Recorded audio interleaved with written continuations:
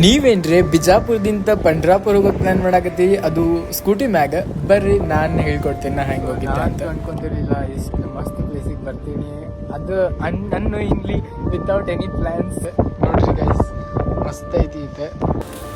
ನಾ ಹೊಂಟಿದ್ದೆ for my first scooty ride ever. ಅದು ನನ್ನ ಸ್ಕೂಟಿ ತೊಗೊಂಡು ಇಷ್ಟು ದೂರ ಹೊಂಟಿದ್ದೆ ಫಾರ್ ದ ಫಸ್ಟ್ ಟೈಮ್.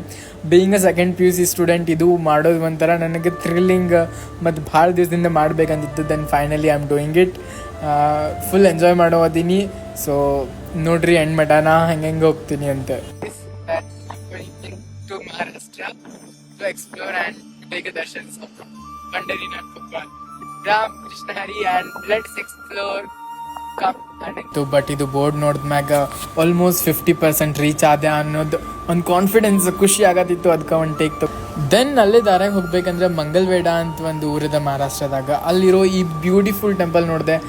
ಇಷ್ಟು ಅದ್ಭುತ ಅದ ಅಂದರೆ ಈ ಮಂದಿರ ಹೊರಗೆ ಬರೋಕೆ ಮನ್ಸಾಗತ್ತಿರಲಿಲ್ಲ. ಗಣೇಶ್ ಮಂದಿರ ಅದ ಇದು. ಮತ್ತಿಲ್ಲಿ ಎಲ್ಲ ದೇವಿ ದೇವತಾಗಳ್ದು ಒಂದು ಸಣ್ಣ ಸಣ್ಣ ಮಂದಿರ ಅದಾವ.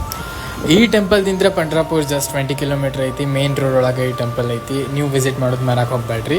ದೆನ್ ನನ್ನ ಮುಂದಿನ ಜರ್ನಿ ಬಗ್ಗೆ ನೆಕ್ಸ್ಟ್ ವಿಡಿಯೋ ಒಳಗೆ ಹಾಕ್ತೀನಿ. So stay tuned for part 2 from Bijapur to Pandharpur.